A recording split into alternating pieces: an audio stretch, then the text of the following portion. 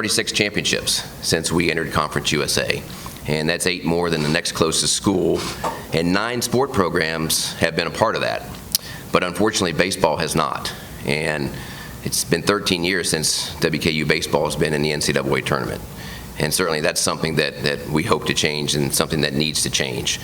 So when our job opened up, there were a lot of things that we were looking at, but we needed a winner, we need a leader, and we need somebody who has a history of player development. And with Marc, that's what we have. You check every box in that. I mean, first of all, his success as a current head coach is incredible. I mean, when you look at the resume, 934 career wins. He's been to 12 Junior College World Series. He's won 3 national championships. And he's been National Coach of the Year 3 times. I mean, that's just a remarkable level of accomplishment. But honestly, beyond winning, we needed to find somebody that we felt was a perfect fit for our program. Fit is always important. And we need energy and passion in our program. I don't think that's any great secret. We lack energy right now. When you're around Marc, you're going to quickly realize he brings the energy and passion every day to everything that he does. I talked before, about head coaching experience. And head coaching experience is important, but more important is winning head coaching experience. And again, the numbers speak for themselves. He's been a winner every single year that he's been a head coach. We need somebody who can identify players with potential and then develop them into even better players. That's a hallmark of his entire career. I mean, every year that he's been as a coach, that has happened. And then, the last thing really is, and we talk about this as well, is it's really important, all of us here feel it's important that when our athletes leave here, that they're prepared for life after college. And in talking to Marc and in doing the research that we did, and just being around him and seeing the way that former players have reached out to him, when he and I talked, one of the times, he talked about teaching life survival skills. And that's just instilling into his players the attributes that are necessary to be successful in life away from baseball. And if you look at some of the things that a lot of the players have posted over the last couple of days, it's just been impressive. Not surprising because it's what we learned about Marc, but it's been impressive to see what they give him credit for off the baseball field, the impact he's had on their life off the baseball field. So, when you add all that up, the individual next to me here today is a winner. He's a perfect fit, and I couldn't be excited to introduce the new WKU head baseball coach, Marc Rardin. Welcome.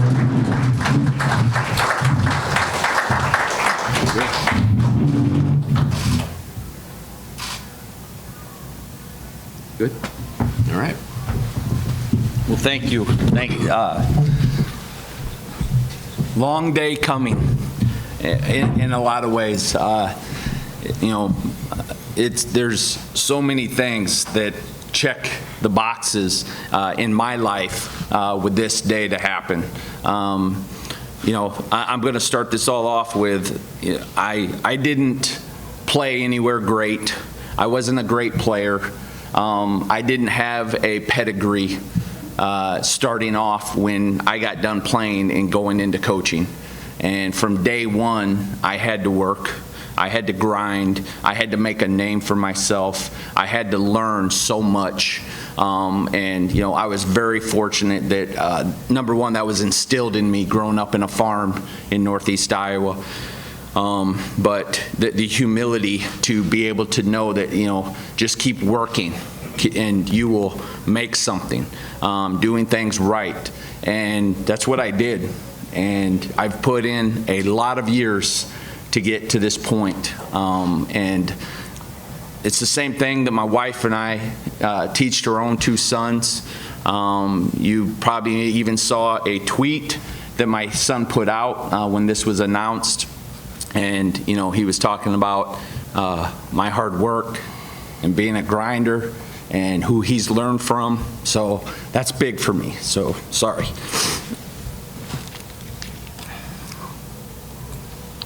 Sorry. I'm a passionate dude. My wife says, kids say that's intensity, Marc, not passion. It's passion for me. It's passion for my 2 sons. It's passion for this game. It's passion for the Hilltoppers and for me being here. And so, that is me to start with. I've worked to get here. And I know that Todd and John and Jim appreciated that as we've built this relationship and learned about me and about this place. And, that's big for me. People, you win with people. And you need to go get players, but they need to be the right people. And part of that is recruiting them and getting to know them, and part of it is helping them continue to develop when they're 18, 19, 20, 21, and going through at Western Kentucky. For me, I had my eye on this program for probably 10 years, okay? And when it came open and just the availability of it and the timing and things working out, I'm blessed. My wife is 2 hours away from home. She grew up in Louisville. I even say it right. I've been with her long enough. I even say it right. But she grew up in Louisville, and we've had chances to be around the area before, but it just wasn't the fit, and this one came about, so that's a bonus for us with family. My father-in-law is here, who's probably one of my biggest fans. I told him he needs to wear something other than blue, but we'll take care of that. Yeah, I was going to say, I can take care of that. But I thank him for being here. I am a grinder. I'm a people person, and it started off with interest of the program, and then all of a sudden, you start getting to talk with people later on, and then all of a sudden that instant connection. And to be honest with you, from 5 minutes of talking when we talked, it was over the moon for me, knowing that I'm being around the right people, and that I was still wanting to be part of this and do this. And for me, he was talking about I'm trying not to be so excited and out there. I don't want to freak people out, but I do have a lot of passion. I do have a lot of excitement. I do have a lot of energy, and it's just who I am. At 51 years old, no one's going to outwork me. No one's going to come into a room and not know that I'm around there too. I'll be a walking billboard for Hilltopper baseball and for basically the university in general in the town of Bowling Green. So for us, I'm just wanting to get, for us, the program, I'm just wanting to get the right kids, and the kids need to know we're here now. And the kids need to know what this place is about. And these kids need to know that we're relevant, and we're about ready to be really relevant. And in today's spectrum of the transfer portal and junior college baseball and just so much baseball that's actually out there with all the events coming out of high school, there's so many players out there. And the number one thing is the players there's so many of them out there, they need to know about us. And that's a big thing for me. And I've been trying to reach out to all the current roster, and I've got to some of them, and I'm trying to reach out to more, and that's going to happen again within the next 12 to 14 hours probably. My evenings are usually about 3 hours of sleep, and the rest of it is working, as I actually texted him at about 4:30 or 4:45 in the morning the other day, and more impressively, he actually texted back within 30 minutes. So I wasn't looking for the text back, but I had things on my mind, and I had questions that I thought he'd get to later, and he got to them right then. But I'm trying to get to every kid that's on this roster right now, and I need to talk with them, and I need to know about them, and they need to know about me. And that's a big thing for me. The positivity and the excitement that we're going to have going into this fall is going to be the most excitement and positivity that an 18-win team from the year before will ever have. Because last year doesn't matter, and 10 years ago doesn't matter, in 20 years, like the kids, we don't care, and I don't, they don't care, I don't care. We're going to worry about when we walk onto campus this fall. That is what it's about. It is this team's time to make this relevant, to let this place know and let college baseball know that Western Kentucky has the resources It has been lying here in wait. And I can tell you this, I know every program across the country, and they know me. When you're a good junior college for 20 years and you have players that are Division I players that are getting recruited across the country, I know every coach out there. And I become friends with them throughout 20 years. I have over 500 texts, and I have like 50 calls that I haven't quite got back to yet, and they're all saying the same thing. Wow, gold mine, gold mine. You know, we're educated in this business. We know what's out there. We know what's not out there. When these guys are talking about it, there's a reason why my wife and I wanted this, and these guys are actually backing that up when they're talking to me about what this place is. So the excitement's there, and the possibilities are there, and now I understand what my job is, and it's in front of me, and it's exciting. Great. Happy to take your questions for either one of us. Coach Jared McDonald with the Bowling Green Daily News, the newspaper here in town. You talked a lot about the excitement with this program and why you wanted this job, said you had your eyes on it for about a decade. Family, people here, but baseball-wise, you know, the players that you have on this team that you're stepping into, what excites you the most in that regard? Well, I'm still doing a lot of research. You know, I'm still, number one, talking with them, and number two, just figuring out what I have. But the excitement is this: you're at a great school in a great location. The facilities are very good. Obviously, the conference, baseball-wise, is good. So for me, excitement-wise, is just culmination of a million things. With the kids I have here, I'm excited with them and for them because they're going to be the first ones that are going to lay the foundation. And like I said, I mean, you know, I can't worry about the past. That's not me. I can't worry about last year, but the fact of it being is this is year one, you know, this next year, and that's all we're going to worry about. And I don't throw out, if you notice, I haven't thrown out wins, like what we're going to do, or championships, like, you know, that's, all right, I'm not that dumb, you know, at the beginning here to lay that right now. What I'm saying is I'm also know what can be in the future, and that's why I'm here. But right now we're worrying about, you know, me getting in contact with all these guys, and these guys wanting to be part of this fall, and where things are going to be different, you know, and better. And I think you roll out of bed one of two ways. You know, you're positive or you're not. And if anybody usually gets a text from me, pretty much most of the time, it will say my name and who I am under it, and then after that it says attitude is everything.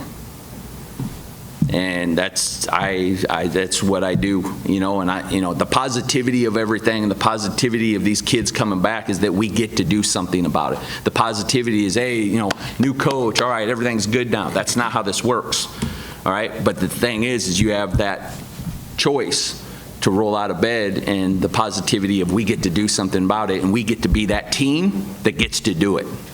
And that's where you lay your, you know, claim what you're going to be part of. And that's what's exciting. Coach Muhammad Ahmad from WKU TV. First off, nice to meet you. And I know there was a good point you made where you said you had your eye on this program for about 10 years. And obviously you touched on the excitement that Jared asked about. But what was it that really made you kind of have a microscopic eye on this program? And, you know, obviously your wife being from Louisville is a bonus. But what else was it about WKU that really just appealed to you so much? I've had like 5 players play here. So, I mean, I've known, you know, I know Chris Finwood really well, Matt Meyer really well. You know, I knew JP. I mean, it's kind of a different scheme for me coming in here because they've learned, like, I know everybody. There's going to be teams in our conference we're playing that I have guys on those teams, and even coaches on some of those teams played for me years ago. So there's just different schematics with me about all of this. So I knew about this place. I knew what was there. You know, all my kids that have gone here, the coaches that I knew here, the kids telling me about it. So, you know, that's just a little bit more educated of knowing what was really here ahead of time. Coach Maxwell training from WKU TV. Again, really nice meeting you. I wanted to ask you a little bit, you talked about plenty of conversations still ahead, but how have the initial conversations been with some of the players? Well, the great thing they did for me yesterday, which I thought was just outstanding, was being able in today's world, right, a Zoom. Okay, you know, I didn't even know what Zoom was before COVID. All right, so, and I'm 51 years old, and I still am not sure how to run COVID or run Zoom. So good job, Kyle, wherever you're at. He ran that for me. At junior college, I would have had to be figuring that out myself. You know, still, you get to a place like this, and I have an SID. So I do the Zoom yesterday. I got to be in front of them. You know, it just wasn't the individual talk, which I'm trying to do and get through with everybody. And even the guys who just text me to introduce themselves afterwards, I called them. I mean, I wanted them to hear me. People will get my passion. People will hear it. You know, I'm a big visionary guy. Building what I did at Iowa Western in Council Bluffs, Iowa, being I guess a junior college powerhouse of some sort, and we're in the Midwest playing an outdoor sport and things of that nature. People would not just hear about our culture, see our culture, you'll feel our culture. Like, I think that that's a big thing. And so I wanted them to see me.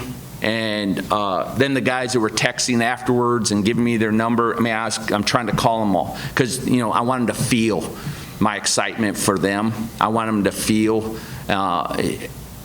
that what I'm trying to explain to them, and then pretty sure after a while they can even see what I'm really talking about, what I'm really about, and I want them to be part of it.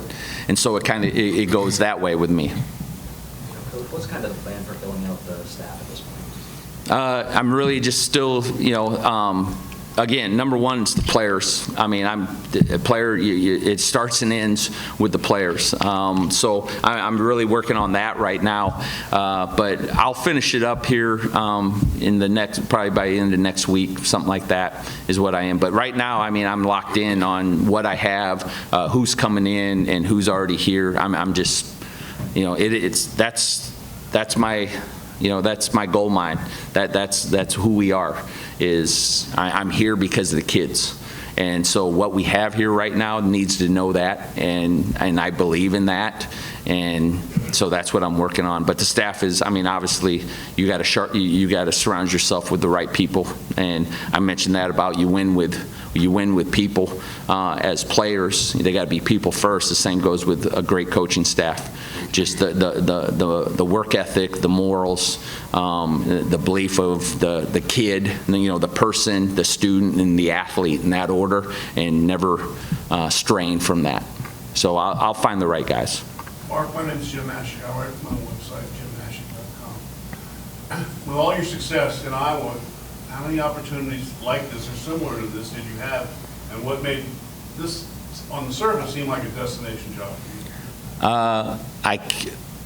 I've probably turned down 5 or 6 Division II head jobs. I've turned down 2 other Division I head jobs in my time there. Some assistant Division I jobs, things of that nature.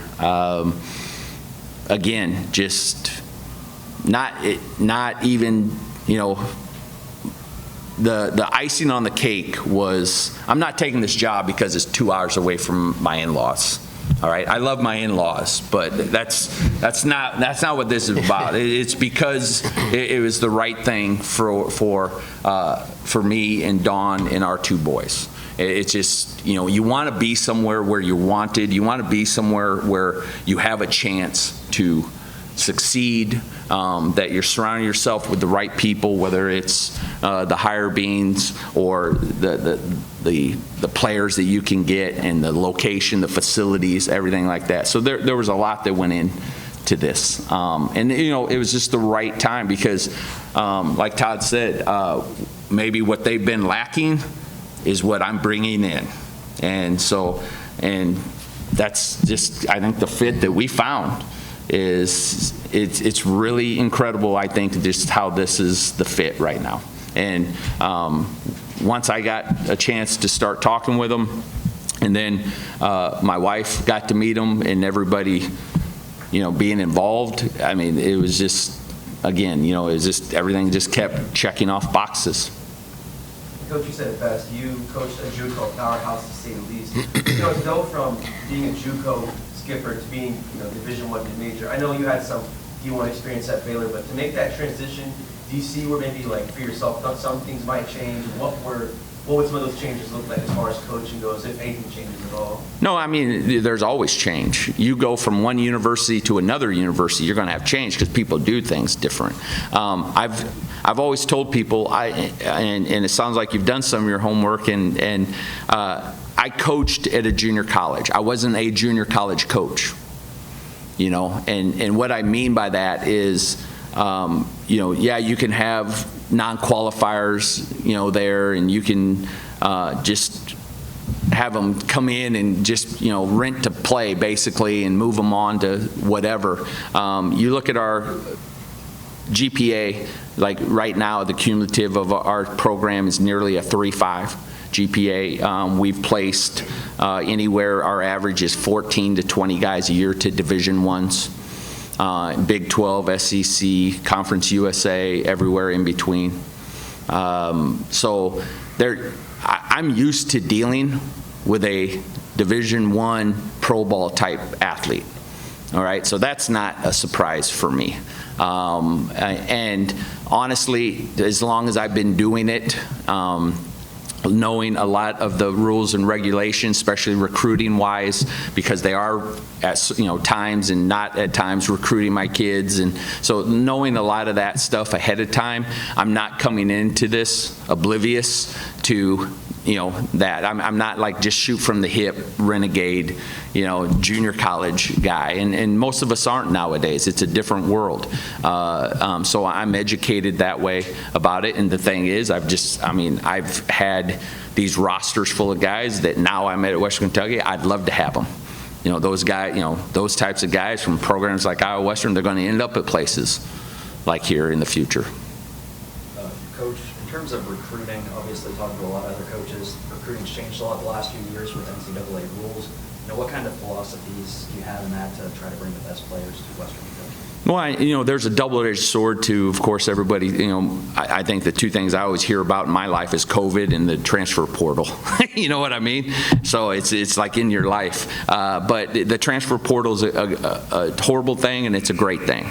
You know, I think there's like 2,300 athletes in it right now. I mean, it doesn't, you know, there's so many things that go into that of why they're there and who they are and things of that nature, and there's going to be kids, if we're doing our job right here, that maybe they're wanting to venture out once they're here for a while. I mean, those are things you have to deal with in today's world. That's why it's a double-edged sword. I can go out and get some guys, but yet if we're doing our job really well like we could, we're also maybe have some guys that now want to venture out to bigger and better. I mean, it's the reality of it.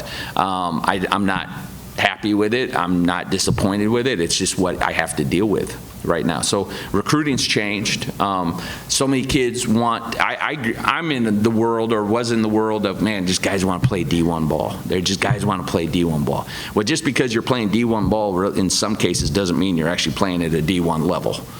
Okay? Here, and what we're going to do and what we can do, I mean, there's kids out there that they want to be here. I mean, the same reason why we came here. Great town, great location, great university, facilities are great, like everything is there. So, you know, I'm not saying recruiting is easy. Recruiting isn't easy. I mean, recruiting is really hard. But when you got something to sell, and then you have the energy and passion to sell it, then that's the start. So I will tell you, and I know that he learned this today, I've got a lot of neat stats about me, some incredible stats about my program for the last 20 years where I came from. But I never lost a kid after his freshman year. They didn't leave me to go to a four-year school. You know what I mean? Like, they were really good players, and they had, then a four-year school got a hold of them and wanted to get them. There were qualifiers, and they wanted, my kids wanted to stay there. My kids wanted to be there. My kids at Iowa Western right now are devastated, and when you do your job right and you put everything into it, that's what's going to happen. I'm not bragging about that. That sucks. But that's just what happens when you do your job really well. It's like when you raise your kids and you have that household, but it's really hard for them to move, and they're going to move, but it sucks. There's crying and everything, but that's what that's about. That is what it is. So that's what we've done. That's what honestly, that's what I want to do here. I want to do it right and do it at that level to where they don't want to go in. Like, why would I go? I'm happy where I love where I'm at. I love who I'm around. And that's what I want to do. Mark, just piggyback on Jared's question. How much, not to sip your hand, but how much of a priority do you have recruiting South Central Kentucky and maybe a little farther out in either direction? I think any place I've been, there's good baseball around here, obviously, but any place I've been, I think that's just the starting point of anywhere, is you want to keep the best at home. You want to do that. In most cases, you have to do that. If you plan on being anywhere and creating those relationships, it's whether it's with your, being nice to your neighbor on your street, we're going to be living here a while. You might want to just be, to recruiting those best around you, the kid that's the right kid, and he's a good student, and he's obviously that player, then we want to keep him here. And so it's a huge priority anywhere I've been, and it's not going to change here. Todd, I'll give Coach a break for a second. What was this process like, bringing in a new coach, and how did it maybe differ from other coaching searches that you've done here in the past? Well, every coaching search really is extremely important, because obviously it's a big decision, but you're impacting lives. When you make a decision on who your head coach is, you're impacting the lives of all of your current players. You're certainly impacting the lives of the coaching staff and the person that you hire, and you're impacting certainly the lives of your future players. So the most important thing is to get it right, and sometimes they take different amounts of time, but I would say with this one, it was pretty typical, really, of most coaching searches. Marc let us know early on that he was interested in the job, and we let him know early on we were interested in him, and I'm sure he was doing research on us as we were doing research on him, and I'm sure he was talking to other people, and we were talking to other people. And the way searches go is you start. It's almost like a Rubik's Cube. You turn one side and it looks good, and then the other side doesn't look the way that you need it to be. And you start off with a certain group, and sometimes you talk to people, and then you tell them that, I'm sorry, we're just going to continue this, and you're not going to be part of it. And sometimes people say they're interested in your job, and then other jobs open up, and they become interested in those jobs. So, the names kind of change, but the bottom line is where you end up, right? And so the best analogy I can use, because this was about a month process, I guess, when it was all said and done, is there used to be a TV show called Let's Make a Deal. And for those of you who don't remember that, and I'm probably dating myself with this one, but the way it worked is the contestant was given something. They had something that they could take with them. And then they had a choice they had to make. They could either keep it, or they could turn it back in, and they could choose an unknown item behind door number 1, door number 2, and door number 3. But they didn't know what it was. So one of the doors would be better, one of the doors would be worse, and then the third door would be an unknown. Well, if this was the TV show Let's Make a Deal, and I'm sitting here today, and this is the known, and we can keep this, or we can turn it back in and try door number 1, door number 2, or door number 3. My answer is turn off the lights, go to commercial. We've got an outstanding head coach, and WKU baseball is ready to roll. Cool. Just thoughts around South Central Kentucky so far? I killed it at Toro last night. The quesadillas are outstanding, right? Yes, they are. I really haven't. It's just, it's a whirlwind of doing something. Honestly, when we weren't here doing this, my phone has gone dead twice every day for the last, 3 or 4 days, even before we got here. Like, my phone is just going dead every day. So it's just, it's what you have to do. It's who I am. So I haven't really done a lot of that. My wife is very educated about this place, and that's all that matters. She is the head coach of the head coach, and she does her thing, and that's all that matters. I know how to get up the road to the airport, right? Because that's going to matter some, and pretty soon it's going to be what road leads out of town as well to what ball field. That's just what I need to know right now. She takes care of the rest that way for me. Coach, kind of sticking with the community, youth baseball here is pretty big. The Little League teams are consistently going to the Little League World Series. Just had a Mr. Baseball winner at Bowling Green High. Do you have any plans or hopes to get involved with the community and how, or in terms of baseball, youth baseball community, and how much did you do that at some of your last stops? Next to my current staff here of roster of players that I need to communicate with and how important they are to me, the recruiting of what can be for future Hilltoppers, and then the community, really, I mean, that's it for me. And then, of course, what I think is the icing on the cake that you have to basically circle back around with is alumni. Those are things that I've been huge with. My alumni weekends at Iowa Western, I mean, there's 75 to 125. And it's a weekend, and it's fun, and they look forward to it, and they love it. That's exactly what I want here. You have to bring the old, the past, with the new. You have to circle that thing back around, and they all matter. They're all family, and I know that they don't know me yet and things of that nature, and they don't know what this is about yet, and I get that, but they need to know I'm here. They need to know that they need to be here. They need to be able to reach out to me, and same goes, with me to them. Now, with the youth, having 2 sons, being part of it, I coached some. I wasn't a very good youth coach, I don't think, but that's everything. I want them on the field. I want them coming. I want them to basically force their mom and dad. They're excited. They don't know that there's a game, this Saturday or this Sunday, and wanting to be at our place to watch, because they know my kids that are playing, because my kids are working with them at our camps, and our kids are going to their facilities and being with them in their practices, much less me and my coaching staff. So that's what it is, because it isn't just that you're trying to do the PR thing. That's not what it is at all. Number one, I'm trying to promote baseball. I'm trying to promote healthy lifestyle. You see a lot of dads with their sons out there. The same way we raised our own 2 sons, we use athletics to do that. When you commit to something, that's called an obligation, right? And that's a commitment, you do it, type of thing. And I think there's those life survival skills that I teach within my program to my kids, that we've taught to our 2 sons, that these kids need to keep learning too. And those are some of those values that you bring to it, and that's what I try to do. And that's what we've done at Iowa Western.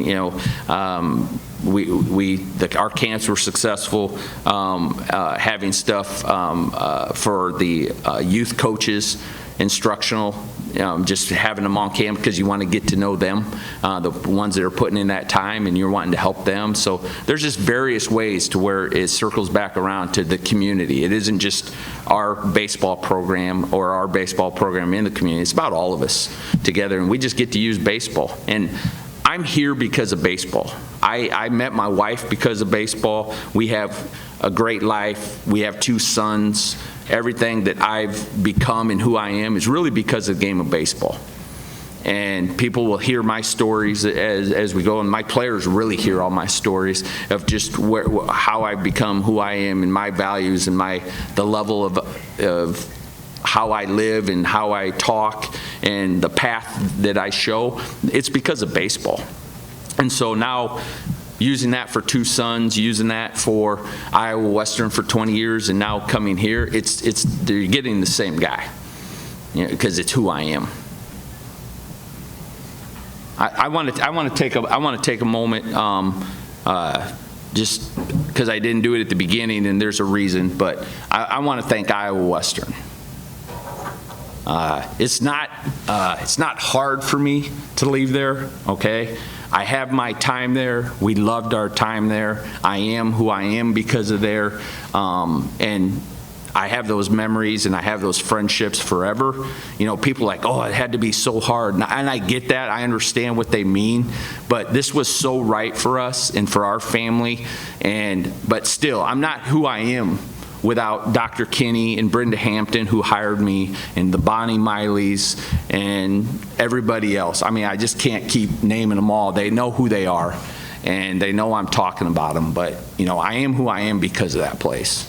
And again, I'm sorry, I'm passionate here, but it's you know, those are our times, and we loved it, but we're excited about this. Like, this isn't a mistake. Like, this is what we're doing. And, you know, I took a call before coming right in here, and they're like, man, are you still sure about this? And I'm like, well, first of all, I better be now because I just signed it. Yeah, it's too late. So I'm like, oh. So, but, you know, yeah, I'm 100% fine with it. I am all in. I love it. And I loved my time there, and those people need to know it. It was just time. I'm 51. This is, you know, I'm not like seeing the light at the end of the tunnel here, and this is the last hurrah or anything like that. It's just that I was ready for something, and this was it. And, you know, let's put it this way. I could have stayed there for the next 10 or 15 years and just lived my life and keep doing what we were doing and went in and blah, blah, blah. Or I could be like, you know what, let's go there. And let's start rolling this out, and let's see what we can do, and let's do it at that level and see what happens, you know? And I wasn't going to leave somewhere without knowing in my heart and in my head that it was going to be, it's the right place. And that's what my wife and I got out of it. So to Iowa Western, I love you guys. I will always love you guys. You're a part of me. You're part of who I am, and I thank you guys for that. I just wanted to make sure that they knew that. Okay, thanks again for everybody coming out.